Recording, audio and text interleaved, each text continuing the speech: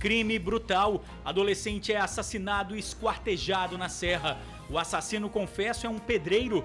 Disse que matou o jovem porque estava recebendo ameaças. O acusado colocou partes do corpo em sacos de ração de cachorro e usou um carrinho de mão para jogar no meio do mato. As cenas de vandalismo durante manifestação em Vitória. Vidros de bancos, lanchonete quebrados. A imprensa foi intimidada. 50 baderneiros foram identificados e vão ser investigados pela polícia. Suspeito de pedofilia é preso em Vila Velha. De acordo com a polícia, ele usava redes sociais na internet para fazer contato com crianças e adolescentes e troca fotos sensuais por cartões de telefone. Protesto de servidores públicos fecha a Reta da Penha em Vitória. Mateusão de volta à cadeia. O ex-deputado e ex-prefeito chegou ao estado hoje, depois de ser preso em Minas Gerais. Polícia monitora velório de jovens mortos durante confronto com PMs. Na casa onde eles se esconderam, uma pistola teria sido encontrada. A burocracia na rede pública de saúde. Dona Anelice tem medo de perder as pernas e não consegue o medicamento necessário. E ainda, caminhão-baú não consegue subir ladeira e atinge muro de casa na Serra. A placa que alertava os condutores foi retirada do local. A gente volta em 1 minuto.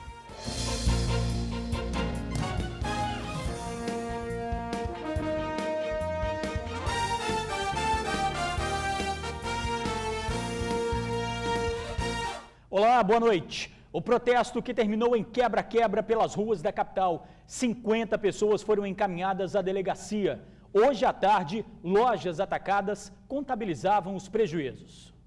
Mais de 15 horas após o protesto e os vestígios causados por baderneiros infiltrados na manifestação ainda estavam em locais por onde o grupo passou. Na Reta da Penha, portas de vidro de bancos localizados na avenida completamente destruídos. Na Praia do Canto, a lanchonete que teve as portas e as janelas quebradas funcionava normalmente, mas o ambiente ainda estava sem a proteção de vidro. Neste hotel, tapumes foram colocados onde os vândalos destruíram.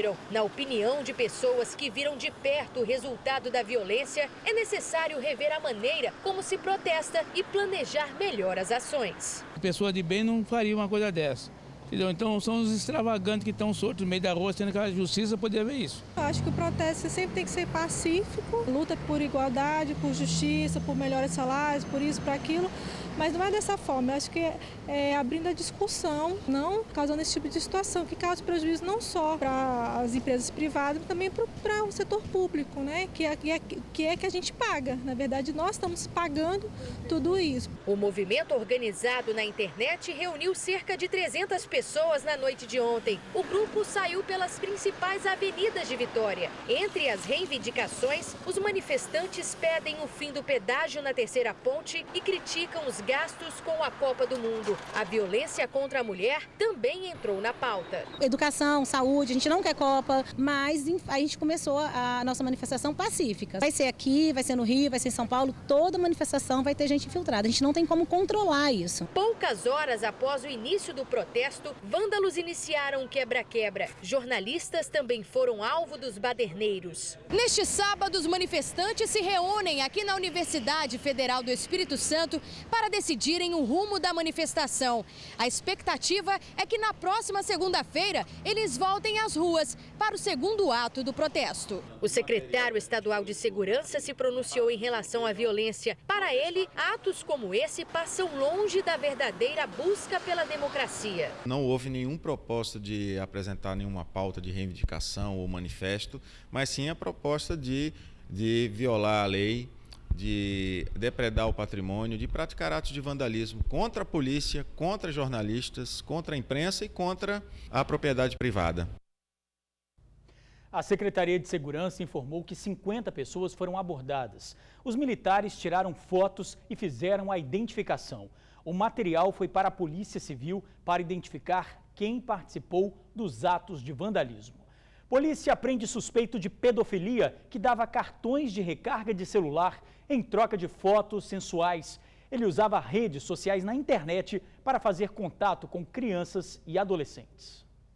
A polícia o chama de doente, um obcecado por pornografia. Aqui na delegacia, Lúcio Flávio Martins Cardoso tem vergonha e esconde a identidade. Mas nas páginas virtuais, não. Com 3 perfis falsos no Facebook, o criminoso pedia fotos sensuais das vítimas. Oferecia recarga de celular em troca das imagens. Ele utilizava de uma linguagem muito infantil e também oferecendo recarga de celular no valores de R$20 a R$25 para que essas meninas, essas adolescentes, pudessem mostrar as partes íntimas, tirar a roupa ou posições sensuais a qual ele se satisfazia. A mesa da sala de investigação ficou repleta de reproduções das conversas que esse homem casado de 47 anos tinha com as adolescentes. Conversas sujas, linguagem obscena. O alvo principal dele era jovens entre 12 e 17 anos. São crimes que ele vem praticando desde 2012.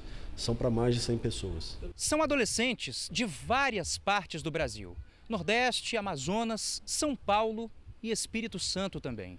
O criminoso tinha mais de 700 contatos no site de relacionamentos e mais de 1.100 páginas só de mensagens. Segundo a polícia, Lúcio ficava o dia inteiro no computador. No depoimento, disse que nunca teve contato pessoal com uma das vítimas. Ele foi detido na casa dele, em Vila Velha. Esse tipo de criminoso, ele utiliza muito tempo no computador diário. Ele fica até 8 horas procurando as suas vítimas. Então nós pedimos, orientamos para que os pais diariamente acessem a conta dos seus filhos e também eduquem, orientem os seus filhos para qualquer imagem ou qualquer diálogo diferente do que está acostumado, chame a família, chame o pai ou a mãe para que eles possam fazer a sua denúncia na delegacia. Quem quiser fazer denúncias é só ligar para 181. Um crime brutal. Adolescente é assassinado e esquartejado na Serra. O assassino, confesso, é um pedreiro. Ele disse que matou o jovem porque estava recebendo ameaças. O acusado colocou partes do corpo em sacos de ração de cachorro e usou um carrinho de mão para jogar no meio do mato. O corpo foi esquartejado, colocado dentro de 2 sacos de ração de cachorro e jogado no meio do mato. Um local de difícil acesso, próximo ao cemitério de Carapina Grande, na Serra. A vítima, não identificada, aparentava ser menor de idade. Foram denúncias anônimas que levaram a polícia ao principal suspeito de cometer o crime. Ele é pedreiro e foi preso no momento em que rebocava uma parede a cerca de 500 metros daqui. Em depoimento à polícia, Antônio Querino da Silva, de 45 anos, confessou o assassinato. Com frieza, revelou a motivação e os detalhes de como matou o adolescente. Ele falou que foi cometer esse crime devido à ameaça que ele estava sofrendo. A vítima diversas vezes ia lá cobrar na casa dele, ia cobrar cerca de R$20 por dia. E ele às vezes se negava a dar a quantia cobrada e eles discutiram. Nessa noite de hoje, eles discutiram.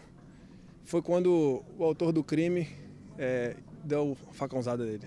E como é que foi isso, né? E ele disse também essas ameaças, o que eram? Era de vida de drogas? Era por que ele cobrava esse dinheiro dele? Não, ele falou só que a pessoa cobrava a quantia de R$20 e hoje ele se negou a dar. Foi quando eles começaram a discussão e ele desceu os golpes de facão na vítima. Após assassinar e esquartejar a vítima, Antônio ainda usou um instrumento de trabalho para carregar o corpo sem levantar suspeitas. Ele matou em casa, esquartejou a pessoa, colocou em sacos de ração, colocou no carrinho de mão e trouxe até aqui onde ele jogou o saco no meio do mato. A vítima ainda não foi identificada. O acusado está detido. E uma briga de família acabou em morte no norte do estado. A polícia descobriu o crime depois que um corpo foi encontrado em uma fazenda em Linhares. A vítima é Elvis de Oliveira, de 19 anos. De acordo com a polícia, ele trabalhava no local há um mês. No corpo havia várias marcas de facão. Após ouvir testemunhas, policiais descobriram que horas antes de ser morto, Elvis havia brigado com o sogro, o cunhado e um primo. O cunhado acabou preso suspeito do crime e o sogro fugiu. Elvis vivia com uma adolescente de 15 anos que está grávida de 8 meses. O tiroteio que terminou na morte de 2 jovens em Viana. Durante o velório, as famílias preferiram o silêncio. Os corpos de Adriel Pacheco, de 17 anos, e John Maicon Chaves, de 21, foram velados em igrejas diferentes no bairro Ipanema, em Viana. Familiares não quiseram gravar a entrevista e evitaram a aproximação da imprensa. Os jovens foram baleados ontem no bairro Universal, também em Viana, durante um confronto com a polícia. A PM recebeu a informação de que homens armados estariam nesta casa. Quando a viatura foi checar, os homens dispararam, dando início a uma troca de tiros. Dos 4 que estavam na residência, 2 fugiram. Tá todo assustado, né? Porque rapidinho chegou aqui os pessoal atirando aqui e não tinha como assim, a gente nem ver que foi dentro de casa. E os vizinhos ficou tudo preso dentro de casa, fecharam a porta, ficou preso, aí ninguém deu para ver nada. Porque na hora que chega assim, as polícias trancam as portas, ficam escondidos com medo de bala perdida. Adriel e John chegaram a ser socorridos pela viatura da Polícia Militar, mas morreram a caminho do pronto atendimento. De acordo com os policiais, dentro da casa foram encontrados munição, uma pistola 380 e uma granada. A Polícia Militar esteve monitorando os velórios. A suspeita era de que um protesto seria realizado pelos familiares de John e Adriel. Mas até o final da tarde, nenhuma manifestação ocorreu no bairro. O caso está sendo investigado. Suspeito morre em troca de tiros com a polícia em Ibiraçu. Os policiais suspeitaram de um veículo durante um patrulhamento de rotina. A ordem de parada não foi obedecida e a perseguição começou. O carro foi interceptado em um cafezal. Um dos bandidos atirou contra os policiais que revidaram. Com os suspeitos, foram encontrados um revólver 38 e uma pistola automática. Ex-deputado, ex-prefeito e agora ex-presidiário novamente. Matheus Vasconcelos, o Mateuzão, chegou ao Espírito Santo hoje, depois de ser detido em Minas Gerais.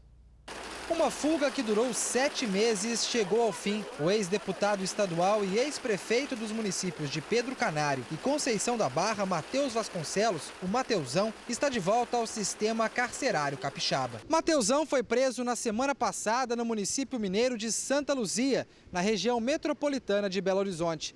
A polícia de Minas só descobriu que se tratava de um foragido da Justiça Capixaba quando ele se envolveu num acidente de trânsito. Ele, na realidade, envolveu-se em um acidente de trânsito lá no interior de Minas Gerais e foram checar os envolvidos, as duas partes, e foi constatado que havia um mandado de prisão contra ele aqui pelo Estado do Espírito Santo.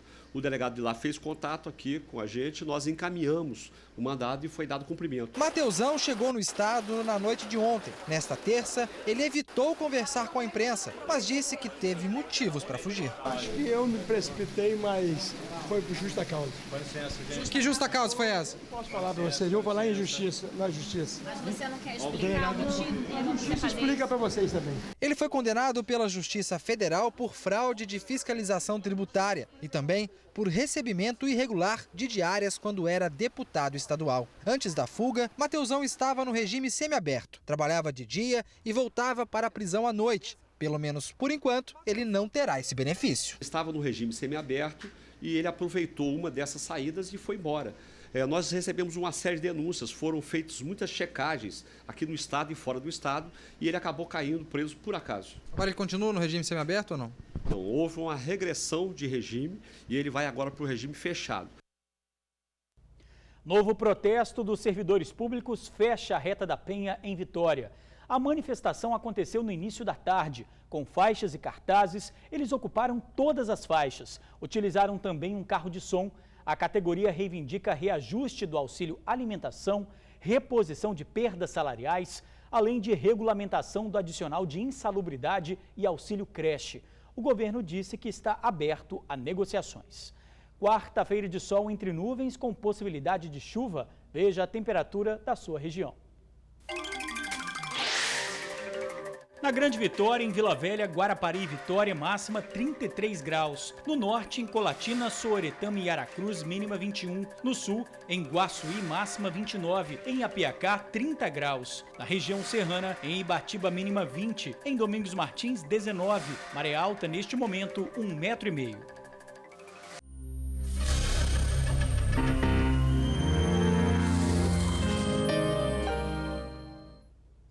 Dona Analice sofre com dores muito fortes na perna.